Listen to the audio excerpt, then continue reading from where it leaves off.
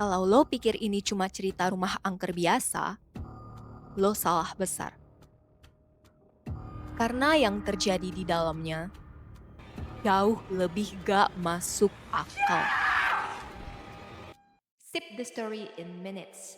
Film ini berjudul Merobon, disutradarai Sergio Gutierrez Sanchez yang juga nulis skenarionya. Rilis tahun 2017, tapi baru belakangan ini mulai rame lagi karena banyak yang ngerasa ini horor psikologis yang underrated. Dan yang bikin beda, twistnya bukan sekedar plot twist biasa, tapi yang bikin lo ngerasa kayak harus ngeliat ulang semua yang lo tonton dari awal. Dan semuanya dimulai saat sebuah keluarga dari Inggris pindah ke sebuah rumah yang jauh dan terpencil di Amerika. Ada Rose Merobon bersama 4 anaknya. Sam si bungsu, Jen, Billy, dan Jack si anak tertua.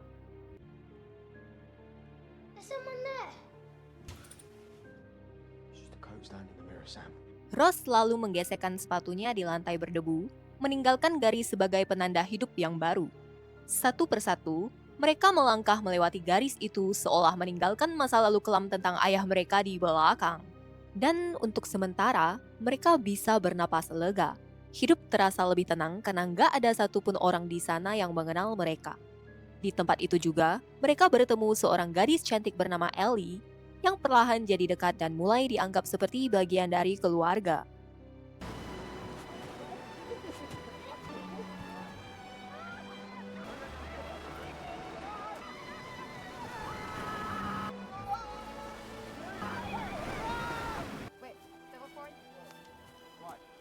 Great.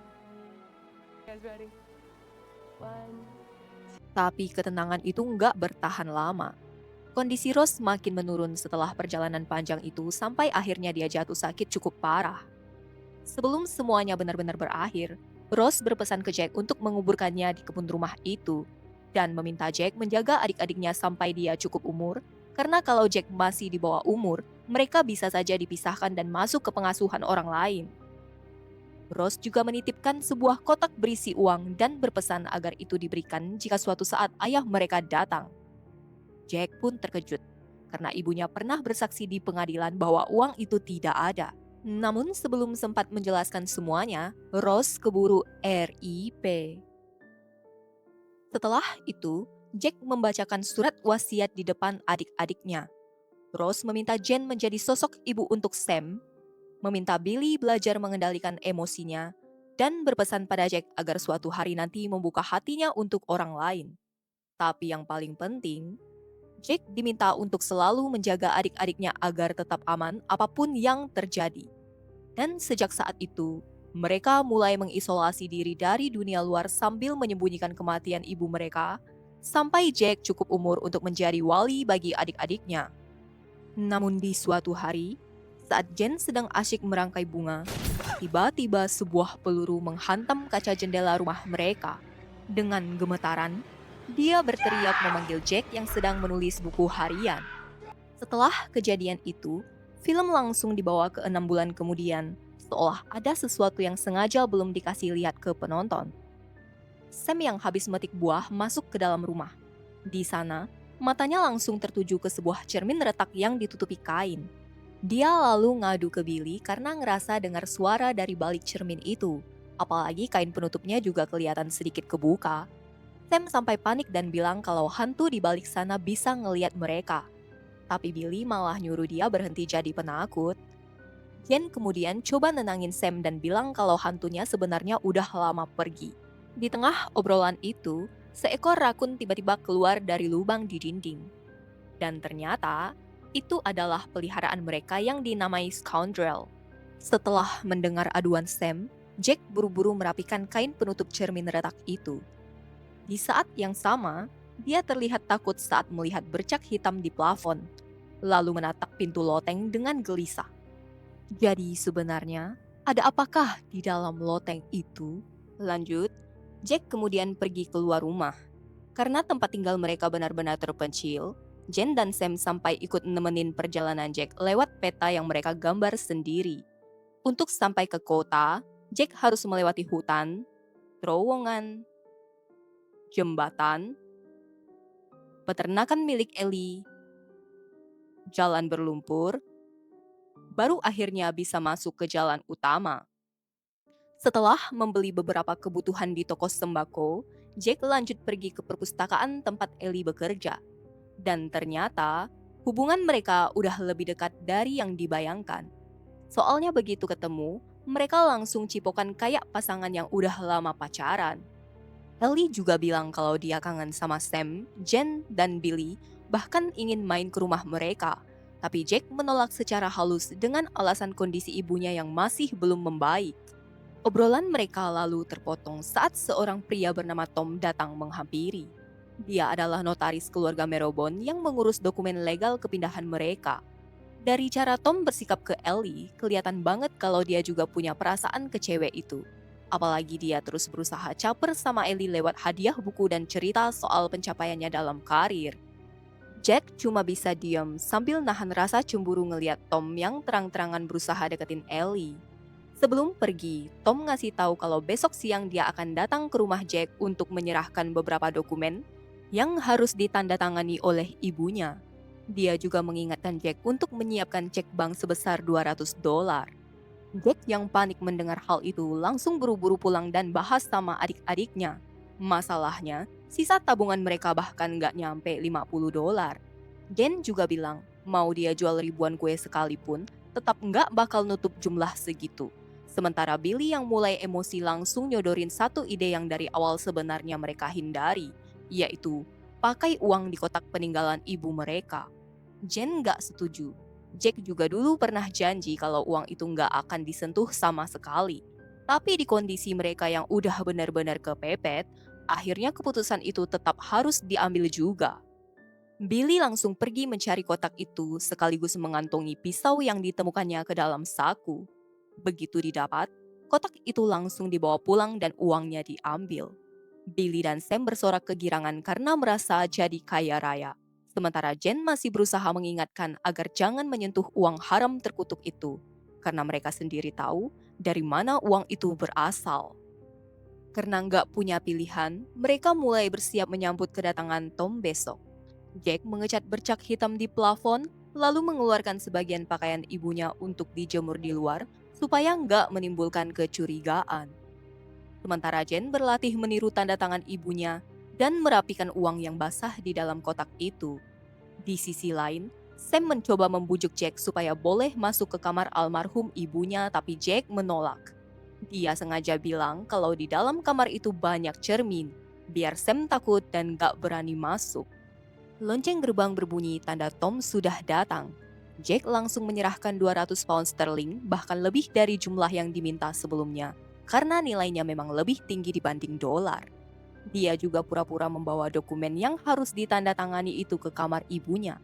Dengan alasan ibunya sudah nggak bisa lagi bangun dari ranjang dan nggak mau dilihat siapapun, karena malu dengan kondisinya. Padahal dokumen itu sebenarnya dibawa ke Jane untuk dipalsukan tanda tangannya. Tapi karena Jack kelamaan, Tom mulai curiga.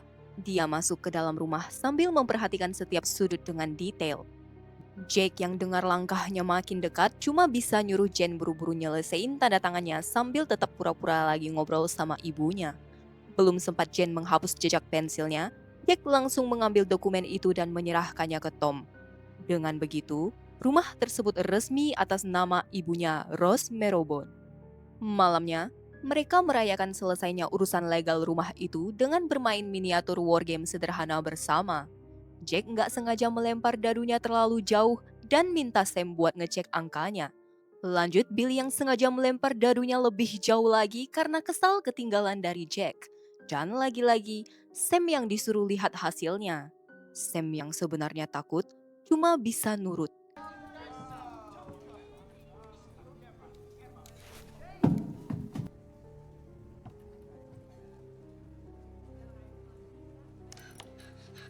Six!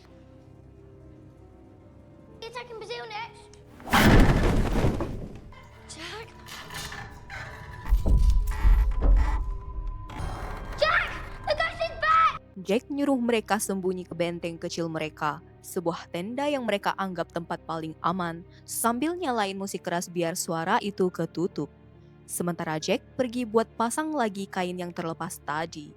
Tiba-tiba terdengar langkah kaki yang makin jelas berjalan di atas loteng.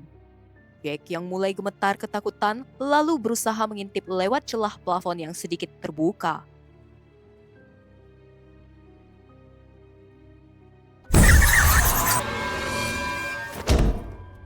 Billy bawa Jack yang pingsan ke benteng. Jen bilang dia yakin hantu itu balik karena mereka udah pakai uang dari kotak miliknya.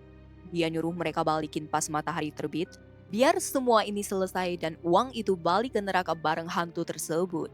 Keesokan paginya, Billy melempar kotak uang itu ke loteng lewat cerobong. Lalu dia duduk di atap rumah sambil ngukir sebuah peluru dengan tulisan ayah. Di sisi lain, Tom masih coba mendekati Ellie. Dia mulai ngebahas kejanggalan keluarga Merobon yang hidup terisolasi sampai Sam gak pernah disekolahkan. Ellie langsung membela, bilang kalau Sam belajar dengan baik di rumah sama Jen, bahkan catatannya juga dia cek sendiri. Tom lanjut bilang kalau semua yang terjadi pada mereka sekarang itu gara-gara ayah mereka, sosok yang bahkan lebih dari sekedar kejam. Ellie yang dengar itu cuma bisa terdiam antara nggak enak karena ikut gibahin keluarga pacarnya, tapi di sisi lain juga jadi kepikiran sendiri karena Jack memang nggak pernah cerita lebih jauh soal masa lalunya. Sam yang masih ketakutan gara-gara insiden semalam terus bersembunyi di dalam benteng. Dia ngaku kangen banget sama almarhum ibunya, sampai bilang pengen nyusul karena merasa kesepian dan capek terus-terusan hidup bersembunyi di rumah itu. Jack bilang, kita nggak sendiri kok, kita masih punya Ellie. Setelah itu, Jack mencoba menghiburnya dengan nunjukin peternakan Ellie yang masih kelihatan dari kejauhan lewat jendela rumah mereka. Dari sana, mereka saling berkomunikasi pakai kode Morse lewat cahaya senter. Ellie langsung senang begitu tahu itu Sam. Sam yang tadinya sedih juga perlahan jadi semangat lagi. Di sisi lain, Billy dan Jen juga mulai ngerasa nggak tahan terus hidup bersembunyi di dalam rumah itu. Berbeda dengan adik-adiknya, Jack masih bisa pergi diam-diam buat ngedate sama pacarnya di semak-semak. Ellie yang kepo mulai nanyain soal ayah Jack. Jack cuma bilang kalau ayahnya itu monster dan semua perbuatannya nggak bisa dimaafkan. Ellie lalu memastikan apakah ayahnya masih di Inggris. Jack bilang kalau orang itu udah RIP. Ellie yang jadi gak enak karena merasa terlalu jauh nanya, cuma bisa diam lalu merespon Jack dengan cipokan yang cukup intens. Dari kejauhan atas sana, ternyata ada Tom sedang memperhatikan mereka yang asyik berpacaran. Setibanya Jack di rumah, Billy langsung posesif dan nanyain dia habis pergi kemana. Walau nggak menjawab, Billy tetap tahu karena dia bisa mencium bau parfum Ellie setiap kali Jack pulang. Billy mulai keberatan dan merasa ini nggak adil. Karena aturannya, semua harus tetap bersembunyi di rumah. Sementara Jack cuma boleh keluar sesekali buat beli sembako atau urusan mendesak lainnya. Karena merasa Jack melanggar aturan yang dia buat sendiri, Billy jadi marah. Meski begitu, Jen dan Sam justru bisa memaklumi, bahkan ikut senang kalau Ellie nantinya jadi bagian dari keluarga mereka. Dan untuk pertama kalinya, pertengkaran besar pun terjadi di antara mereka. Why can't you handle it? Get out. Did you know it's Get what? out. Don't shut the door on Get me. out. Why? Leave You need me more than I need Leave. you.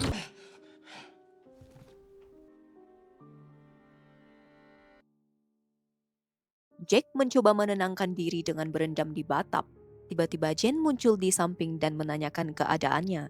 Jack cuma bilang kalau kepalanya terasa seperti mau meledak. Jen lalu memohon agar Jack jangan terlalu keras sama Billy, karena Billy itu seperti burung di dalam sangkar. Gak seperti Jack yang masih punya pacar dan bisa sesekali keluar rumah. Sam yang lagi murung, diam-diam menyelinap ke kamar almarhumah ibunya. Di sana, dia mencium sisa aroma dari pakaian ibunya, memutar musik favoritnya, lalu melihat foto-foto sampai potongan koran bertuliskan si monster dari Bampton akhirnya tertangkap. Sam kemudian menunjuk sosok monster di koran itu dan menyebutnya sebagai hantu. Perlahan, dia berjalan ke arah jendela lalu naik ke atas kursi buat menggapai kaca retak bekas tembakan 6 bulan lalu. Tapi saat menyentuh bekas tembakan itu, Sam malah terjatuh dari kursi dan melihat kain penutup cermin lemari yang terlepas.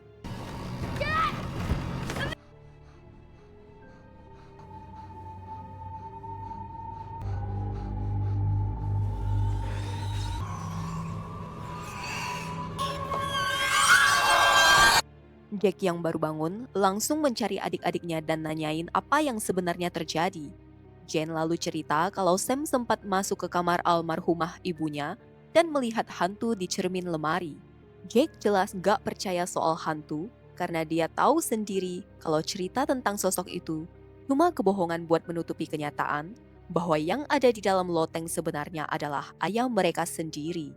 Meski begitu, Jane tetap menyayangkan perbuatan mereka yang membiarkannya membusuk begitu saja di loteng. Dia bilang masih ingat jelas teriakan-teriakan yang terdengar di minggu-minggu awal ayah mereka terjebak di sana. Sementara itu, Billy dan Jack mengaku tidak menyesal karena semua itu dilakukan demi bertahan hidup dari sang ayah yang datang untuk menghabisi mereka. Namun Jane tetap menyarankan agar ayah mereka bisa dimakamkan dengan layak. Di sisi lain, Tom masih saja berusaha mendapatkan hati Ellie. Dia bahkan membelikan tiket kereta ke New York supaya Ellie mau pindah dan ikut pergi bersamanya. Tapi Ellie menolak dan jujur kalau dia memang gak punya perasaan apapun ke Tom. Kesal karena ditolak, Tom lalu memperingatkan Ellie soal aib keluarga Jack yang selama ini belum dia ketahui. Sebelum pergi, dia meninggalkan sebuah berkas supaya Ellie bisa melihat semuanya sendiri. Di dalamnya berisi potongan-potongan koran tentang kejahatan ayah Jack, mulai dari pencurian, pembunuhan sadis, KDRT terhadap anaknya sendiri yaitu Jane, kesaksian Jack di persidangan, sampai berita kaburnya dia dari penjara. Jane yang sedang menyapu rumah mendengar rakun peliharaannya bergerak di atas loteng lalu berinisiatif memberinya makan.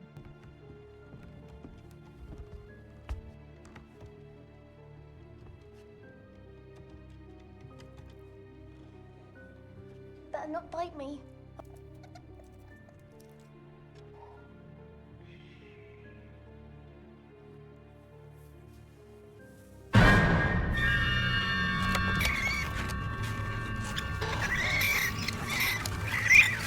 Jane yang terkejut bergegas mencuci tangannya seolah ingin menghilangkan najis, lalu menangis ketakutan di kamar. Sementara itu Tom mulai menemukan kejanggalan pada tanda tangan dokumen legal rumah Marrowbone. Tanda tangan itu ternyata masih meninggalkan bekas pensil yang ditimpa pakai pulpen. Belum juga terlepas dari kegalauan perihal cinta bertepuk sebelah tangan, dia malah dapat kabar kalau jabatan impiannya gagal didapatkan. Perusahaan incarannya ternyata bukan lagi cari pegawai, melainkan mitra sekaligus investor. Dan untuk jadi mitra, Tom harus membeli 10% saham perusahaan itu yang nilainya sekitar $5.000. Karena lagi BU banget, Tom mulai berniat memeras keluarga Marrowbone setelah tanpa sengaja membaca berita kalau masih ada 10.000 pound sterling yang hilang saat persidangan ayah Jack dulu. Dari situ dia yakin uang itu ada di tangan keluarga Marrowbone. Apalagi terakhir kali Jack masih membayarnya pakai mata uang pound sterling. Tom langsung bergegas mencari Jack ke rumahnya. Dia mengancam soal pemalsuan tanda tangan itu dan terang-terangan meminta kompensasi alias uang tutup mulut. Jake bilang kalau dia cuma berusaha melindungi keluarganya, tapi Tom gak peduli dan tetap ngasih deadline sampai besok.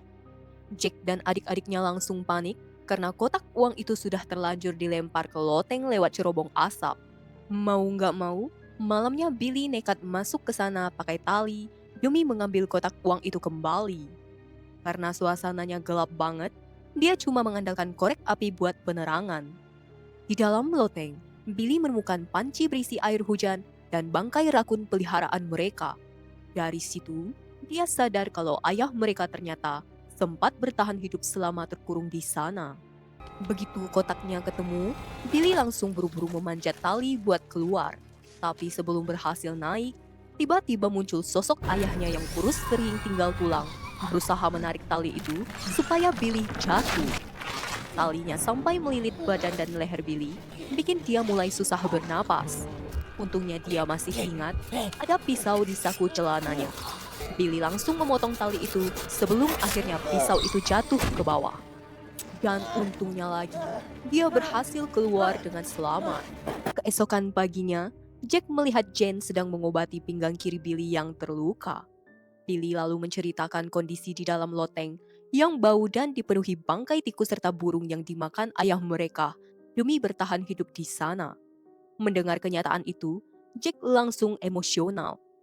Apalagi setelah Billy bilang kalau dia akan kembali ke loteng buat mengakhiri semua ini dengan tangannya sendiri. Jake yang gak sanggup menerima itu akhirnya jatuh tergeletak di lantai dan mulai kejang-kejang. Melihat kondisi Jake, Jen kepikiran buat ngasih tahu Ellie soal yang sebenarnya, berharap Jake bisa sedikit tertolong lewat dukungan dari pacarnya. Tapi Billy gak setuju. Menurutnya, Ellie bakal ketakutan dan ninggalin Jake kalau sampai tahu aib keluarga mereka. Meski begitu, Jen tetap bersikeras karena dia yakin Ellie benar-benar tulus sama Jack.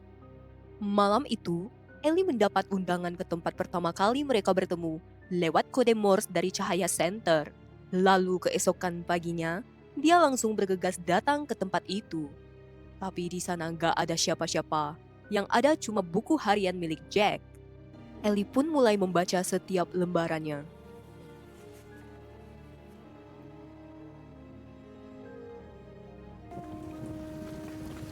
Sementara di waktu yang sama, Tom kembali ke rumah Jack buat ngambil uang tutup mulut yang dimintanya kemarin.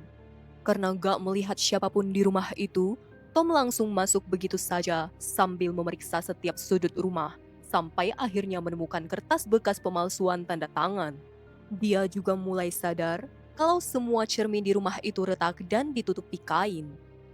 Karena rasa penasaran yang semakin besar, Tom akhirnya menghancurkan pintu loteng pakai palu buat masuk ke dalam. Begitu pintunya terbuka, bau busuk langsung menyengat. Dan disitulah Tom dibuat shock setelah menemukan jenazah Jane, Billy, dan Sam di dalam loteng itu. Kita kembali lagi ke Ellie yang sedang asyik membaca buku harian milik Jack. Dimulai dari halaman saat mereka pertama kali bertemu dengannya, lalu hari ketika ibu mereka RIP dan mereka bersumpah buat bersembunyi dari dunia sampai Jack berusia 21 tahun, sampai akhirnya Ellie membaca lembaran tentang hari di mana ayah mereka berhasil menemukan tempat persembunyian itu dan menembakkan senapan ke arah kaca rumah mereka. Akhirnya kita dibawa kembali ke kejadian yang sebelumnya belum sempat diperlihatkan. Begitu tahu ayah mereka datang, Jack langsung mengunci adik-adiknya di loteng. Billy sempat memaksa ingin ikut tapi langsung ditolak mentah-mentah oleh Jack. Sementara dia sendiri memilih menghadapi ayahnya seorang diri supaya yang lain tetap aman. Jack lalu menunjukkan kotak uang itu dan meminta ayahnya menjauh dari rumah mereka. Dia menepati janjinya dengan menyerahkan kotak tersebut, sambil mengaku kalau dulu dialah yang melaporkan ayahnya ke pihak berwajib. Jack juga memohon supaya ayahnya jangan menyakiti adik-adiknya yang sama sekali nggak terlibat dalam semua ini. Tapi ternyata, uang itu tetap gak cukup buat menghentikannya. Jake yang malang masih saja terus dihajar tanpa ampun. Meski sempat melawan, tetap saja dia bukan tandingan yang seimbang. Sampai akhirnya, Jake terjatuh dari atas tebing dan ayahnya berhasil menemukan Jane, Billy, dan Sam di dalam loteng.